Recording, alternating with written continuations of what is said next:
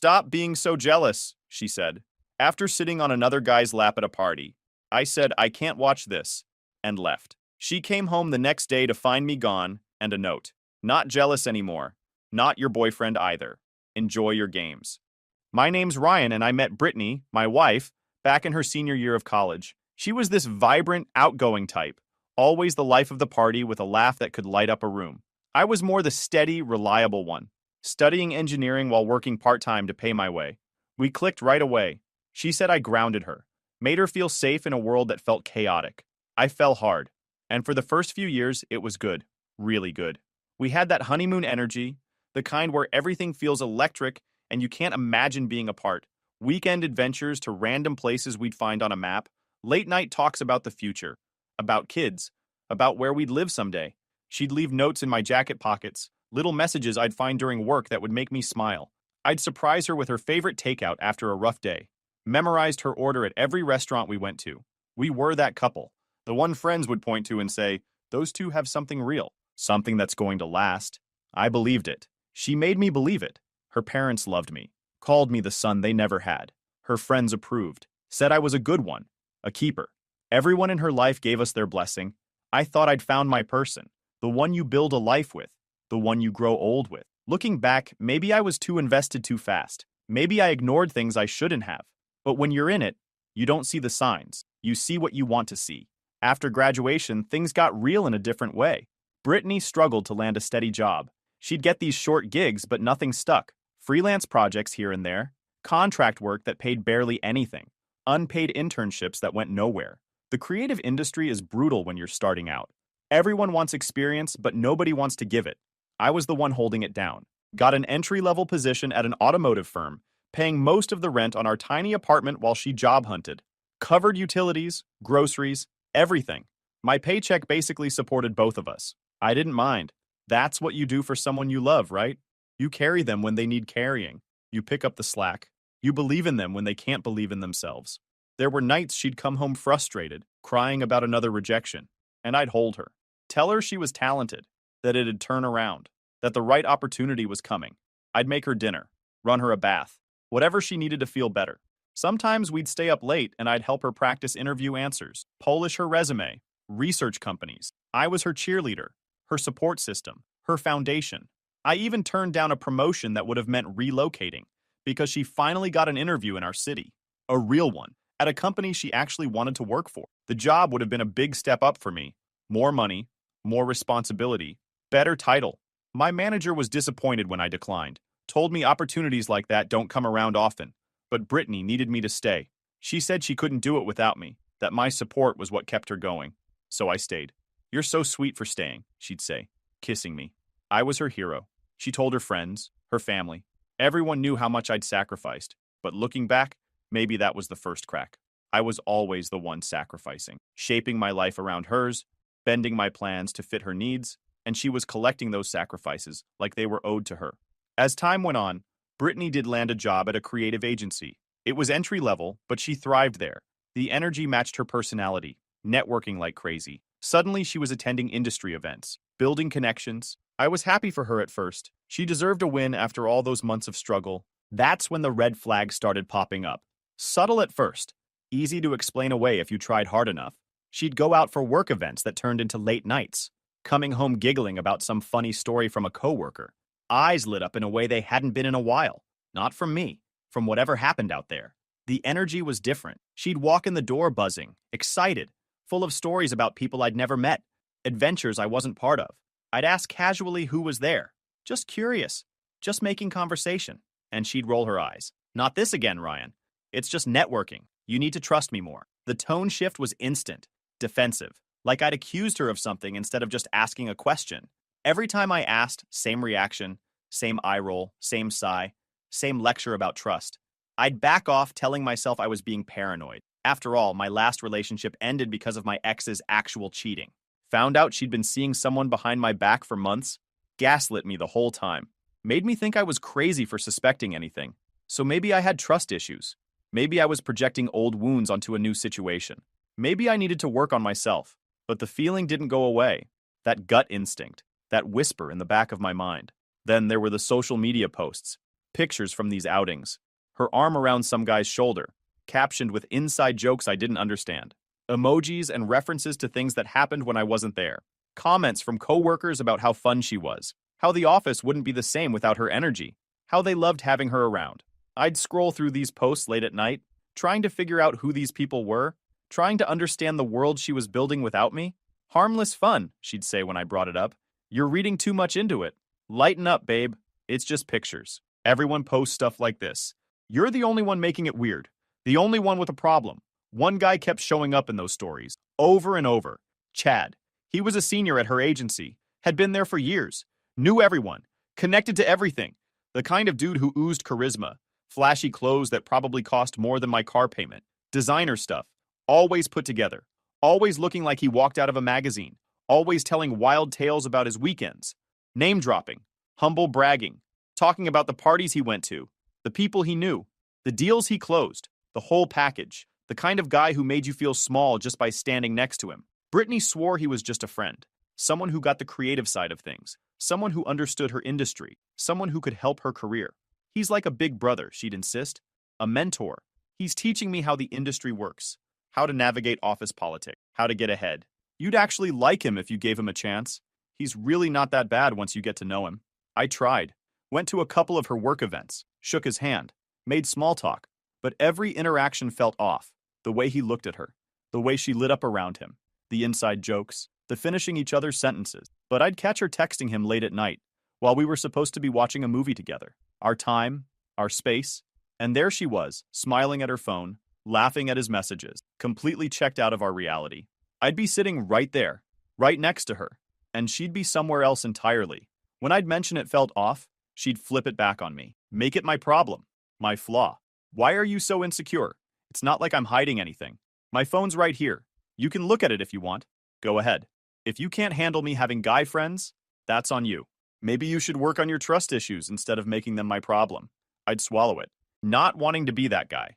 The controlling boyfriend everyone warns about. The one who can't let his girlfriend breathe. The one who drives her away with jealousy. Deep down, though, it gnawed at me, ate at me, kept me up at night. I was pouring everything into us, cooking dinners after long days at work, planning weekend getaways to keep the spark alive, remembering little details she mentioned, trying to be thoughtful, present, engaged, doing all the things the relationship advice said to do. And she was treating my concerns like they were annoying speed bumps, obstacles between her and the life she was building, a life that seemed increasingly separate from ours, a life where I was background noise. Things escalated slowly, like a pot simmering. You don't notice it getting hotter until it's too late. Britney started prioritizing these networking events over our plans. Date nights got canceled. Weekends got claimed by work stuff. Our time together became whatever was left over after she'd done everything else she wanted to do. One time we had tickets to a concert I'd saved up for, a band we both loved, the soundtrack to our early days together, songs we'd sung in the car, songs that reminded me of falling in love with her. I'd planned the whole evening, nice dinner beforehand, good seats, the whole package. But she bailed last minute for a team-building happy hour. Some senior people were going to be there. FaceTime she couldn't miss. Career opportunity she had to take. It was important for my career, Ryan. You understand. You want me to succeed, don't you? We can do the concert thing another time. This is a one-time opportunity. She came home at 2 a.m. and brushed off my frustration like it was nothing. Like the concert didn't matter. Like our plans didn't matter. Like I didn't matter. I went to that concert alone. Sat there with an empty seat beside me. Watched the band play songs that used to mean something. And felt more alone than I'd ever felt in my life. Yeah, I wanted her to succeed. But I also wanted to feel like I mattered. Like I was more than just a roommate who paid the bills and waited around while she lived her other life. I'd lie awake those nights, staring at the ceiling, wondering if I was overreacting or if something was truly off, running through every interaction, every eye roll, every dismissed concern, every time she chose something else over me, trying to figure out if I was crazy or if my gut was onto something. Friends would say she's just extroverted, man. Don't sweat it. That's what you fell for. Her energy, her social nature. Don't push her away with jealousy. Don't be the guy who holds her back. So I'd try not to. Pushing down the doubt. Telling myself to be cool. Be secure. Be the bigger person. Be understanding. But the disrespect built up. Little comments about how I was too serious. Or not adventurous enough. Or how I never wanted to do anything fun. Jokes that didn't feel like jokes. Comparisons to other people who were more exciting. more spontaneous, more alive. Sometimes she'd say them in front of friends, make everyone laugh at my expense, then tell me I was being too sensitive when I didn't find it funny. It made me question myself. Was I boring? Was I holding her back? Was I the problem all along? Maybe she was right. Maybe I needed to change who I was to keep her happy. Maybe I needed to become someone else entirely. Cut to the night everything blew up. A mutual friend's house party. Dave had just gotten a promotion and wanted to celebrate. Good guy. Known him since college. The kind of friend who stays in your life through everything. It was one of those casual gatherings. Maybe 20 people. Music playing. People hanging out in the backyard and living room. Low-key vibe. Nothing crazy. Just friends catching up and celebrating. Britney was excited. More excited than she'd been about anything we'd done together in months. Chad was going to be there, along with some other work folks. She'd mentioned it multiple times during the week, talked about what she was going to wear, did her makeup a little extra, changed outfits 3 times before we left. I noticed. I noticed everything by that point. I wasn't thrilled, but I went along to support her. That's what a good boyfriend does. Shows up, tries to be positive, gives her the benefit of the doubt. We arrived together, and at first it was fine. Normal even. We mingled, laughed with old friends, caught up with people we hadn't seen in a while. She held my hand, introduced me to her coworkers, seemed proud to be with me. I started to relax. Maybe I'd been overreacting about everything. Maybe tonight would be different. Maybe we could reset, find our way back to what we had. But as the night wore on, Brittany gravitated toward Chad's group, slowly at first, then completely. They'd taken over the living room, playing these dumb party games, truth or dare, never have I ever, that kind of thing. College nostalgia stuff that somehow felt different when adults did it. I hung back, chatting with a buddy from my engineering days about work, about life, about the future, trying to stay out of the way, trying not to hover. I figured she was just being social, having fun with her work friends. I shouldn't crowd her. That would prove her point about me being too clingy, too jealous, too controlling. Then it happened. They started this lap-sitting challenge or whatever. Some silly rule where if you lost a round, you had to sit on someone's lap for the next one. Stupid party game logic. The kind of thing that's designed to create exactly this kind of situation. Brittany lost. On purpose, it seemed. Made a show of getting the answer wrong. Laughed about it. And then walked straight over to Chad. Plopped right down on his lap. Wrapping her arms around his neck while everyone cheered. Making herself comfortable. Like she belonged there. She was laughing hysterically. Head thrown back. Full body laughing. And Chad's hands were on her waist. Pulling her closer. Looking at me across the room while he did it, smirking. Like it was a game. Like I was a joke. The room went fuzzy for me. Actually fuzzy. Like the start of a panic attack. My heart started racing. My vision narrowed. Everything went slow motion. It wasn't just jealousy. It was the public humiliation. The way she didn't even glance my way to see if I was okay. Didn't check my reaction. Didn't care. I was invisible. Irrelevant. A background character in her story. The guy she came with but didn't actually need. Friends shot me awkward looks from across the room. People I'd known for years. People who knew us as a couple. Like they knew it was crossing a line. Like they felt bad for me. One buddy actually winced. Looked away. Like he couldn't watch. I stood there, heart pounding, feeling like an idiot for ever thinking this was normal. Forever trusting her when my gut screamed otherwise. For ignoring every red flag because I loved her. That's when she noticed me staring. Finally. She said something to Chad, got up slowly, walked over to where I was standing, still smiling, still riding the high of all that attention. She pulled me aside into the kitchen, away from the party, still giggling a bit, like this was going to be a quick conversation, where she explained how I was wrong again. Can you not be so jealous? She asked, her voice laced with annoyance. Like I was the one ruining the vibe, like I was the problem. She crossed her arms, tilting her head as if she was explaining something obvious to a child. It's just a game, Ryan. Chad's like a brother to me. Everyone's laughing. Why do you have to make it weird?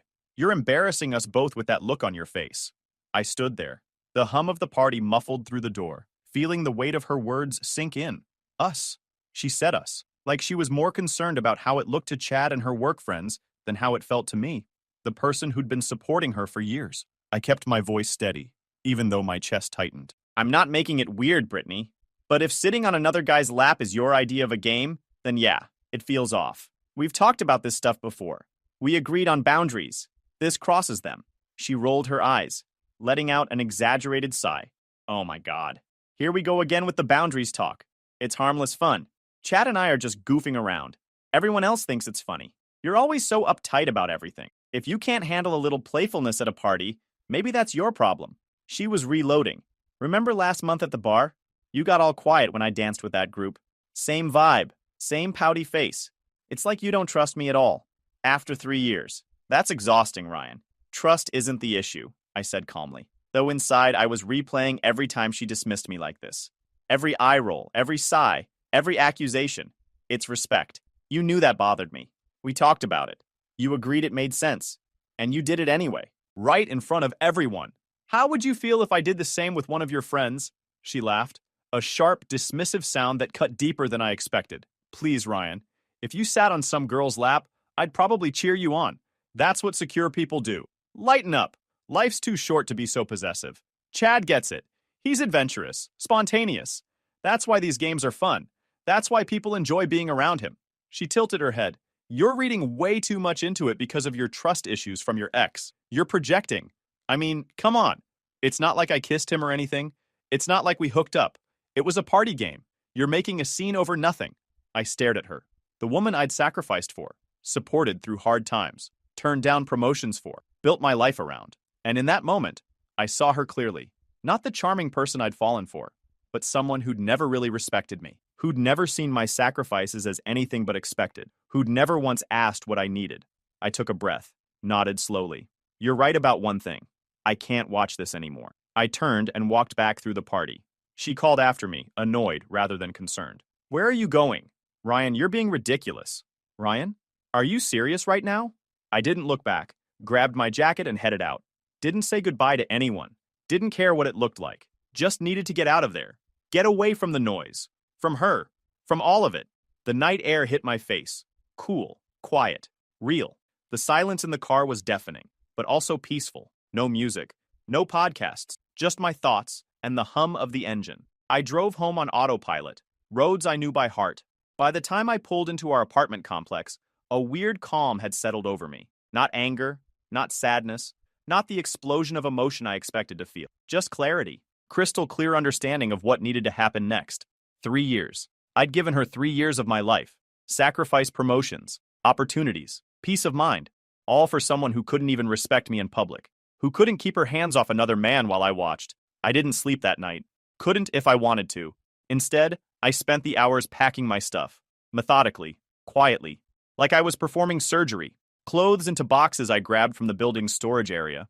Books off the shelves. Photos of us taken down and left in a pile. All my personal items separated from the shared things. 3 years of accumulated life, sorted and boxed in a single night. I was efficient, focused, running on something deeper than adrenaline. Some survival instinct that kicked in when everything else shut down. By dawn, I'd loaded everything into my car and a storage unit I'd rented online during the night.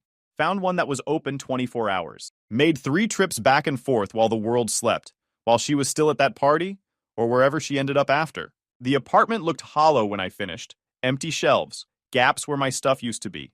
Her stuff remained untouched, but my presence had been surgically removed, like I'd never existed there at all.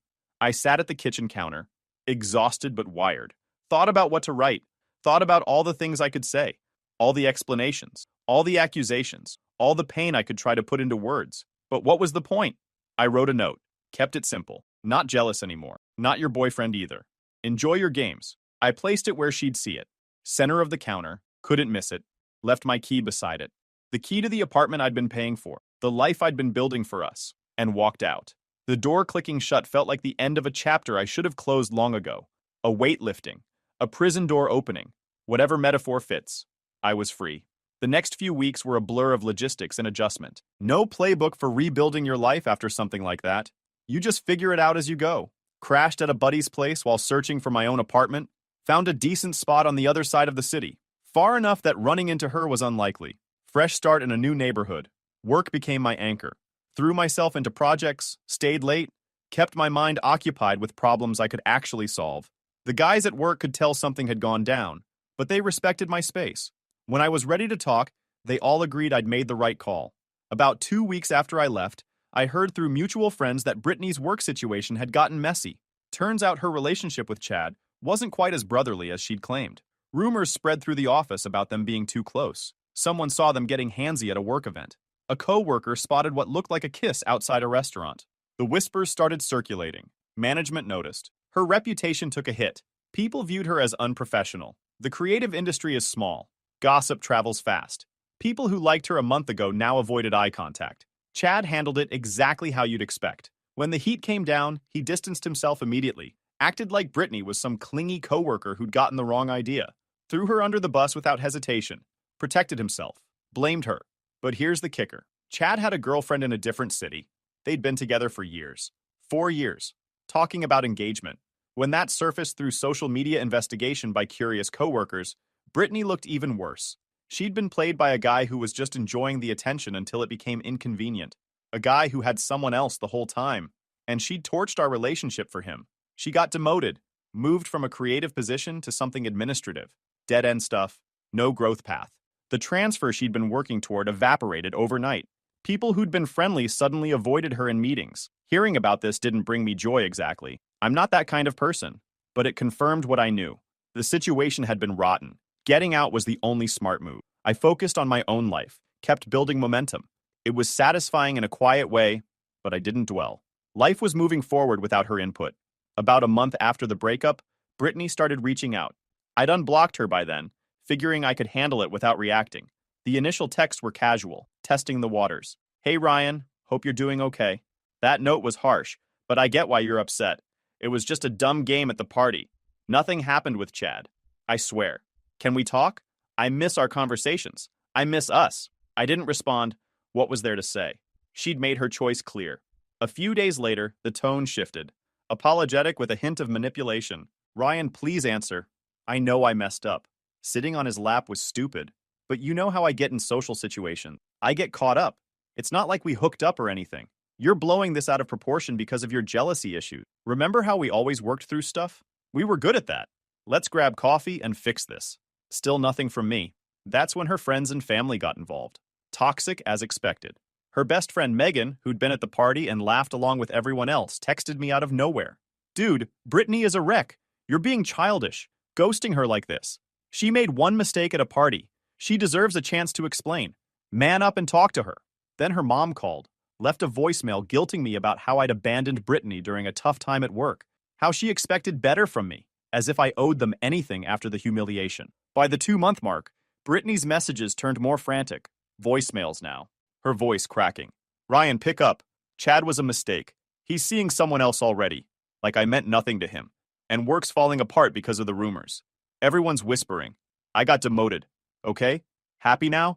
I need you. We were good together. You always knew how to calm me down. Please just call back. I can't do this alone. I listened. But it didn't move me.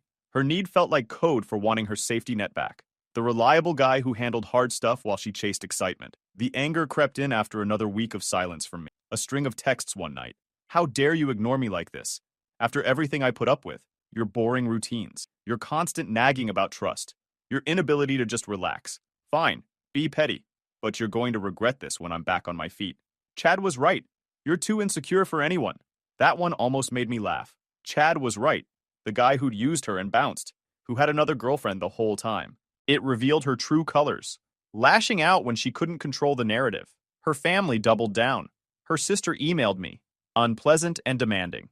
Britney is family, and you're treating her like trash. She made one mistake. Get over yourself and take her back before she really moves on. You'll regret losing her. As if threats would work. As if I'd respond to pressure from people who'd enabled her behavior the whole time. The peak came around month 3. A surprise visit to my new apartment. The moment everything came to a head for the last time. I'd just gotten home from the gym when there was banging on the door. Not knocking. Banging. Urgent. Demanding. The kind of pounding that makes your heart rate spike before you even know who's on the other side. Opened it to find her standing there in the hallway. Eyes red and swollen from crying. Makeup smeared across her face. Looking desperate in a way I'd never seen from her before. Like someone at the end of their rope. Like someone who'd finally hit the wall she'd been speeding toward. Ryan. Thank God you're here. Thank God. Let me in. Please. We need to talk. She pushed past me before I could respond. Didn't wait for permission. Didn't wait for an invitation. Just barged into my space like she still had a right to be there. Like nothing had changed. She paced the living room, restless, agitated, glancing around at everything, taking inventory of what I'd built without her. The new furniture, the pictures on the walls, the general sense of peace that came from living alone. This place is nice, she admitted, reluctantly, but it's not us. It's not our home. It doesn't feel right without both of us in it. Look, I've changed. I really have. That night was so stupid. I was feeling trapped in our routine, bored with the same patterns, looking for something exciting in the wrong places. Chad meant nothing to me, less than nothing. He dumped me like I was yesterday's news the second things got complicated anyway. Moved on without looking back. She turned to face me directly, her voice cracking with emotion. Work's a complete nightmare now. Everyone there knows what happened. They whisper when I walk by. I got moved to a different department, basically sidelined into irrelevance. My career is over at that company. Her voice got smaller, more vulnerable. I'm broke, Ryan. Actually broke. Can barely cover rent. Credit cards maxed. I had to borrow money from my parents just to pay utilities last month. I'm completely isolated from everyone I thought were my friends. They ditched me the second they heard your side of things. Left me to deal with everything alone. She paused. Took a breath. Please, let's try again. Remember our good times? The hiking trips. The weekend road trips to nowhere. The concerts. The way we used to laugh at the same stupid jokes for hours. I miss that. I miss us. I need you back in my life. I stayed calm through her entire monologue, leaning against the kitchen counter, arms crossed, no invitation to sit down, no offer of water or hospitality. She wasn't a guest. She'd lost that privilege. Britney, there's nothing to try here. You chose your games. You made that choice publicly, in front of everyone we knew.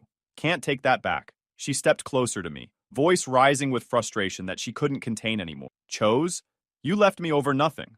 If you'd just loosened up for once, if you'd just been less jealous about everything, less paranoid, less controlling, none of this would have happened. You're punishing me for one slip up, one mistake at one party.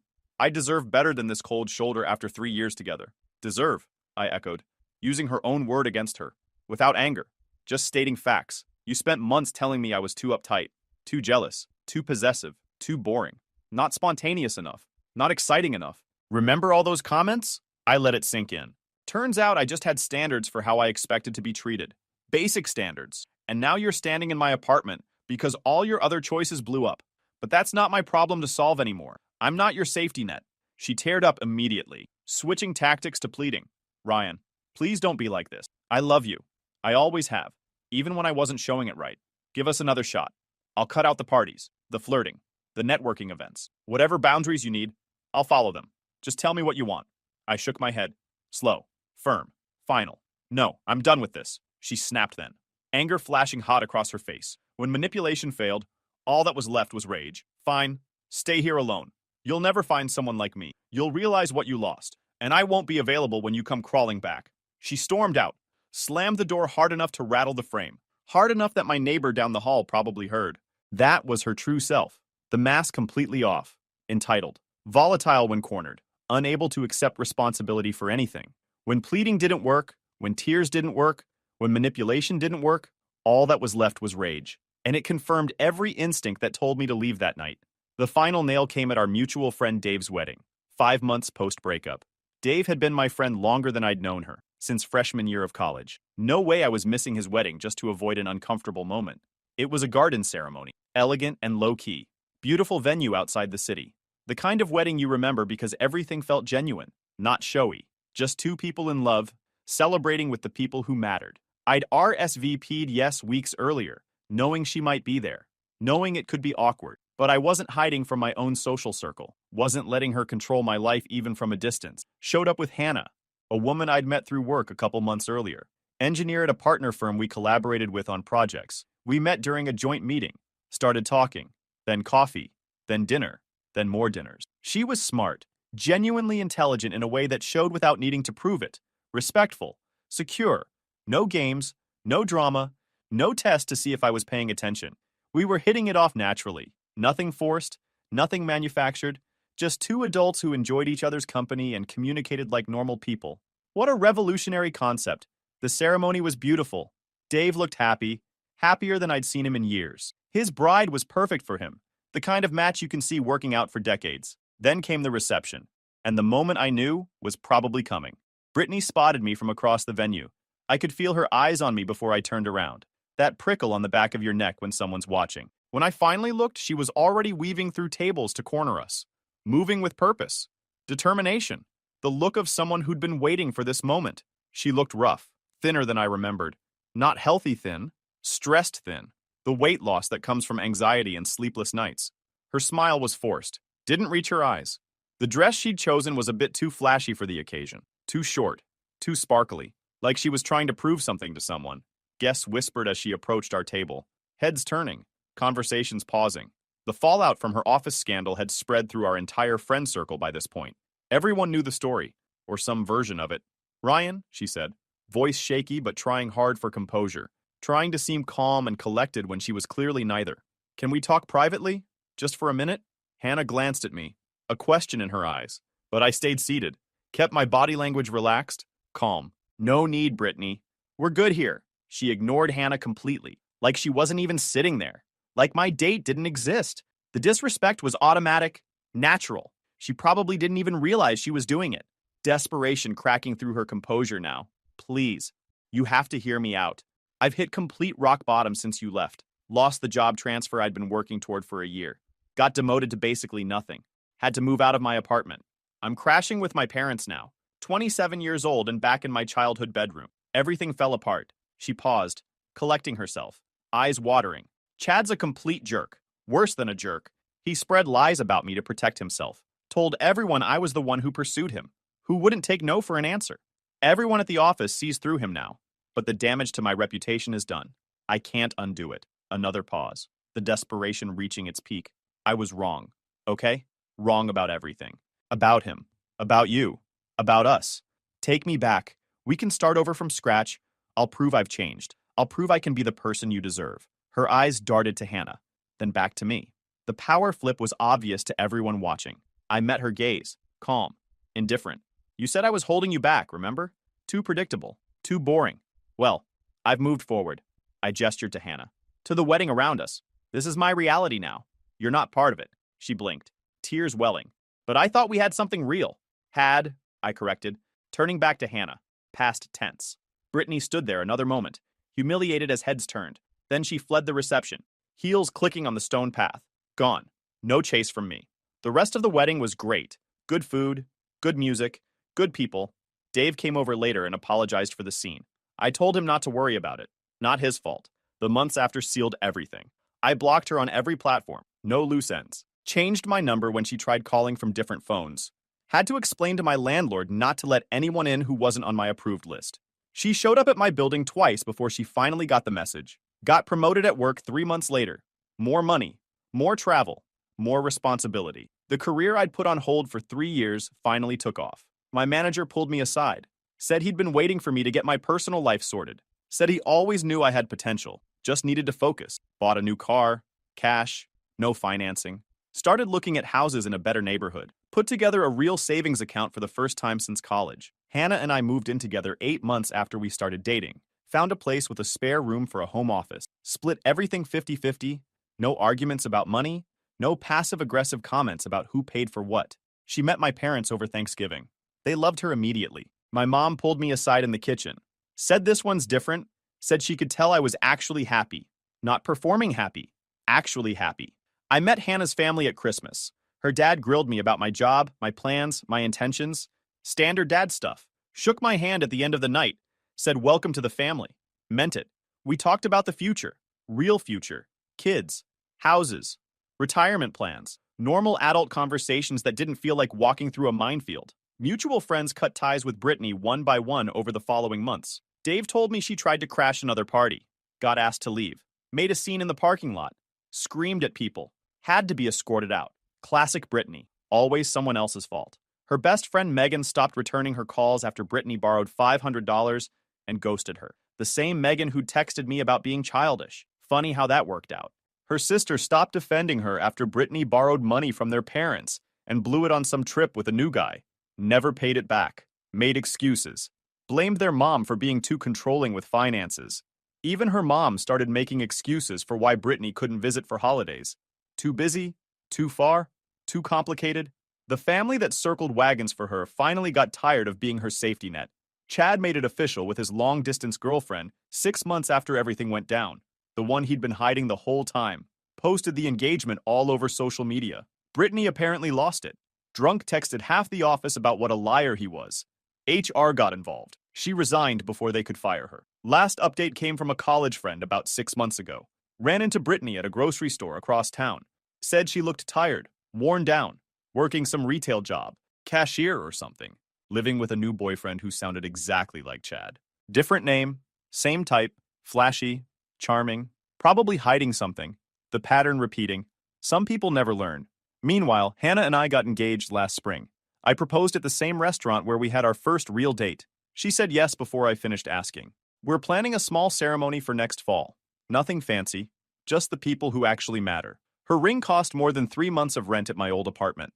The one I shared with Britney, the one I walked out of with nothing but boxes and a note. Not jealous anymore. Not your boyfriend either. Enjoy your games. Best note I ever wrote.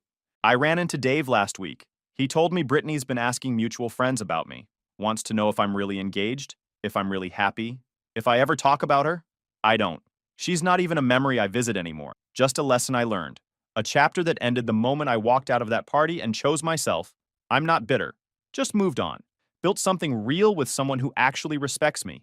Someone who'd never sit on another guy's lap at a party and then ask why I'm being so jealous. If any of this sounds familiar to your situation, here's what I'll say. Trust your gut. Walk away clean. Don't look back. You'll be fine. Better than fine. That's my story.